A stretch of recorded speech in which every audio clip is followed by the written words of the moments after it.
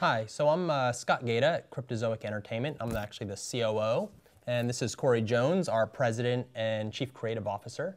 And today we're going to actually get into the Comic Book Legal Defense Fund trading cards. This is a set that we did with the fund, and we're going to do a box break, open them up, and show you all the great stuff that we've got. Awesome. This is going to be fun. I love opening trading cards. When I started off playing with trading cards with the wacky packs as a kid, there was nothing better than opening up packs and seeing what you got. Yeah, opening packs is the best feeling in the world. Right. So one of the things that we talk about with all the videos we do is the idea of the fans first. And I got to say that nothing resonates, at least for me, deeper than the Comic Book Legal Defense Fund in terms of being a fan of what they do. You know, freedom of speech is a big thing for everyone who works here at Cryptozoic. I know Scott feels probably the same way. Yep. Everything else we work on, whether that's TV shows or movies or comic books, I mean, they all benefit from the idea that we have a First Amendment that allows them to use creativity in any way they see fit, and we think that's incredibly important. So doing a CBLDF trading card set was just something that we came up with as a way to help the fund raise money to protect the First Amendment.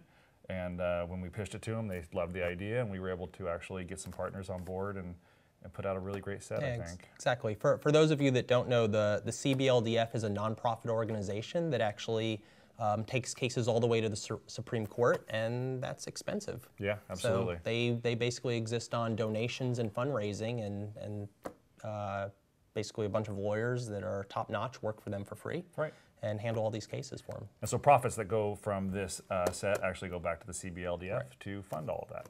So let's open up some of these packs. Cool. So one of the great things about trading cards is the idea that you're actually going to be able to pull stuff out of these packs that's unique. And when I say unique, what I mean is autographs or sketch cards. Yeah, so this set actually has, so there's a base set. We can look at the back of the box real quick and give you guys the rundown. So there's a base set of cards. There's also autograph cards, and there's autographs in here from guys like Paul Levitt and Rob Liefeld and Stan Sakai, and just, I mean, creators from all across the comic book industry donated their time. And then there's sketch cards, and there's sketch cards from hundreds of sketch card artists that work with us on a regular basis, as well as Jeff Smith did sketch cards, Rob Liefeld, Stan Sakai, Chris Metzen over at Blizzard. I mean, people just came out of the woodwork wanting to work on this project and do sketch cards, so this is really cool. Yeah, one of the fun things we did were actual artist jams. So we would invite a bunch of comic book professionals or video game artists that work on concept art at places like, you know, Blizzard or Warner Brothers. And they came in, and we would have food and drinks, and we would sit around sketching, you know, on these cards, and then they would get inserted into packs. So you're going to see art from a crazy, weird mix of people. Yeah. I love the other thing too is Neil Gaiman actually, when he did his autograph cards, did little sketches on his autograph cards. That's what I hope I pull out of my pack. Yeah, it was pretty cool. Neil Gaiman autograph card. I'm a huge Neil Gaiman fan, so. All right, let's see what we get. All right.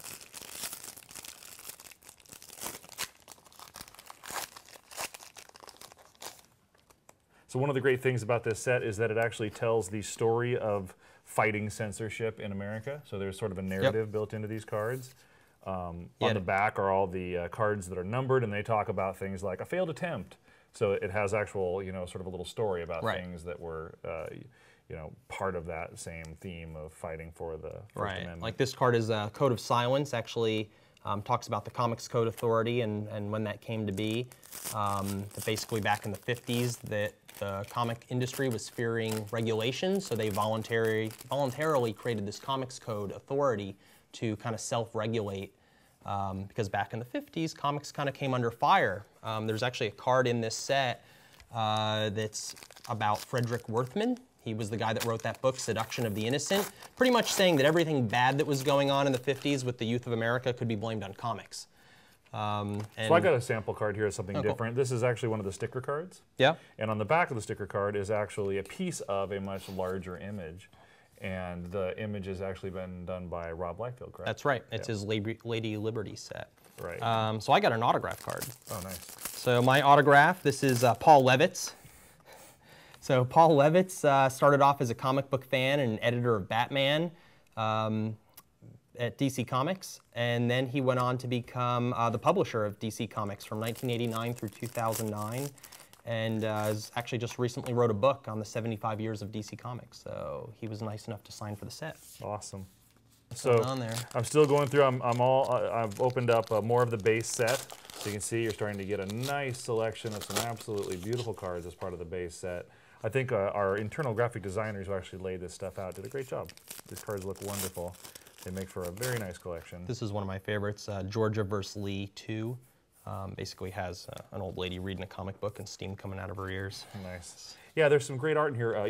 One of the pieces I love is Mike Mignola did a nice logo piece for the CBLDF. You'll see this image actually used a lot on their signage. Yep. So I think it's very cool. Mike Mignola, another one of my favorites. And you see, Frank Miller, he's another supporter of the fund, right? Yeah, Frank Miller actually does quite a bit with the fund. More of the base set here. Yeah. And then this, I don't know if you noticed, the cards that actually have the puzzle backs, these are stickers on the front. Right. So this one has, the free speech emergency 1-800-99-CBLDF. And that's actually a sticker, which is kind of cool. We wanted to kind of do a throwback in this set and do stickers. I got a sketch card. Oh, cool. So, very beautiful color piece. Oh, that's Grendel. Yep. Yeah, nice. Very cool. Oh, here, I think, who did this? Was this Frank Miller doing this art? Yeah, that's Frank Miller. Yeah, there we go. Speaking of Frank Miller. So that's one of his pieces. And so every box has what? A sketch card and an autograph card? Every box has a sketch card and an autograph card, and we've also been seeing more than one autograph card per box on occasion. And you'll notice that some of the creators actually allow other people to use their intellectual IP, like Hellboy, for instance, with Mike Mignola, as part of the promotion of the Comic Book Legal Defense Fund. So that's a fun piece for the sketch card artists. We get these very talented sketch card artists, and we use, what, dozens and dozens of them sometimes? Yeah, sometimes 100 of them or more. Yeah. Right. But the cool thing about it is they get the chance to draw established characters. Yeah. So they'll be able to do things like Grendel, which is very cool. Yep. Here's that guy, Frederick Worthman, wrote Seduction of the Innocent. There's a card in here dedicated to him. Kind of infamous in the sense that really, if it wasn't for him, comic books, the CBLDF may not even exist today, to be honest. I mean, he really kind of got the ball rolling and drew a lot of negative attention towards comic books in general. And here's the checklist card. So the set, let's see, regular cards are 72. So 71 cards, and then card number 72 is the checklist. And basically starts off with the Comic Book Legal Defense Fund, card number 1, explaining what the fund is about, and then goes through different cases and the history of protecting the First Amendment all the way up until present day. Some interesting things. Richie Bush, a parody of Of Richie Rich. The Bush presidency, and the comics were seized because they were said to be pirated versions of copyrighted comics. Right. But it was parody and satire, right. so clearly, they challenged and got everything released. Interesting.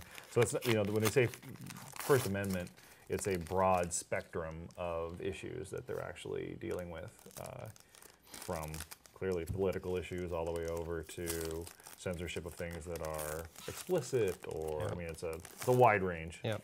And yeah, you can actually, if you want to see what the CBLDF is all about, you can go to their website at cbldf.org. You can find there a history of all the different cases that they've worked on and what they're currently working on. There's always something going on. And also they take donations. All right, so I pulled my sketch card. Nice. And it's actually a Spawn.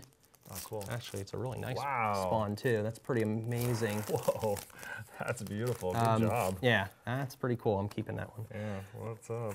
So that's one of the things, too, that's really was pretty cool with this set is Image Comics and all the different studios donated their characters. So Todd McFarlane allowed Spawn to be used for this set and for artists to come and sketch Spawn. So it's really kind of cool. Like a lot of those names that we've mentioned, guys that normally don't draw these characters, we're doing sketches of these characters. Yeah. So like we were getting sketches in from like named guys that don't even work on Image stuff, and they're drawing Image characters, and vice versa. Like Jeff Smith donated the Bone characters, and we were getting sketch cards in from other named guys within the industry drawing Bone that you've never seen them draw Bone before. It's really pretty amazing.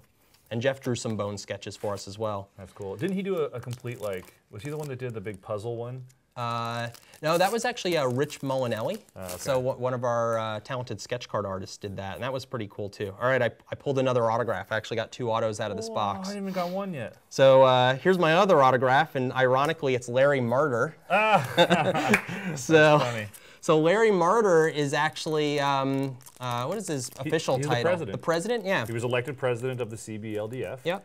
And the funny thing is, Larry comes into our office all the time. Yeah. He's got a permanent space here at Cryptozoic. Yeah, and he was the one we kind of pitched this to originally, was Larry. So Larry's the creator of the Bean World comic book series from back in the 80s and still going strong today.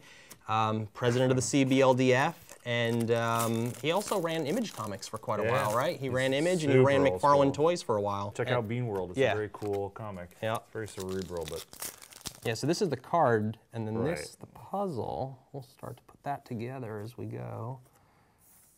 See if we can complete it. I better have my autograph card coming up here. Maybe you swiped on my pack. I might have. Looking. Oh, I got it. Here we go. Oh, awesome. So I got Scott McCloud. Oh, cool. Scott McCloud, very talented artist and writer, probably best known at this point for the book Understanding Comics. Yep.